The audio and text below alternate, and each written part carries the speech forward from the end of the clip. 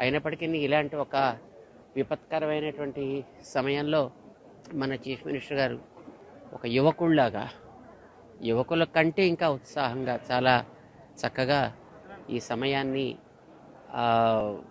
ఏమాత్రం కూడా వ్యర్థం చేయకుండా ఎన్నో రకాలైనటువంటి సేవా కార్యక్రమాలని చేసి ప్రజలకి ఒక ఆపన్న హస్తాన్ని అందించడం చాలా సంతోషంగా ఉంది. వారికి మేము ఆరోగ్యంగా ఉండాలని, ఇంకా ఇలాంటి కార్యక్రమాలు చేయగలిగే శక్తి భగవంతుడి ఇవ్వాలని మంగళాశాసనం చేస్తున్నాం.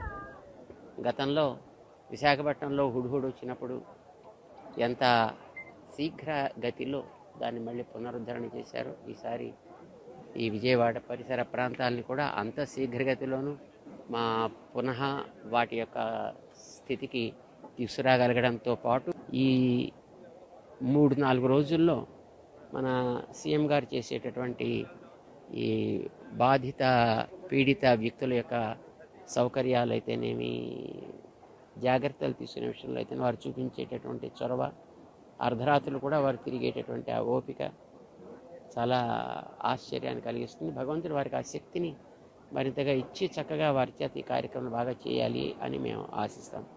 జై శ్రీమన్నారాయణ. మన చీఫ్ మినిస్టర్ గారు ఒక యువకుల్లాగా యువకుల కంటే ఇంకా ఉత్సాహంగా చాలా చక్కగా ఈ సమయాన్ని ఏమాత్రం కూడా వ్యర్థం చేయకుండా ఎన్నో రకాలైనటువంటి సేవా కార్యక్రమాలని చేసి ప్రజలకి ఒక ఆపన్న హస్తాన్ని అందించడం చాలా సంతోషంగా ఉంది. వారికి మేము ఆరోగ్యంగా ఉండాలని, ఇంకా ఇలాంటి కార్యక్రమాలు చేయగలిగే శక్తి భగవంతుడి ఇవ్వాలని మంగళాశాసనం చేస్తున్నాం.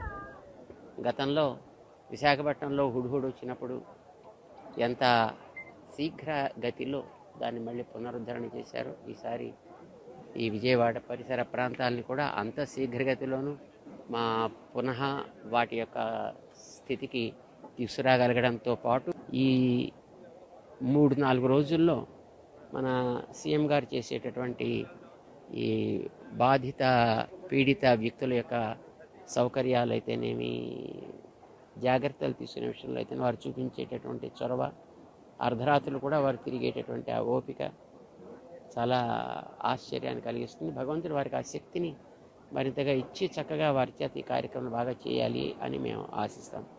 జై శ్రీమన్నారాయణ.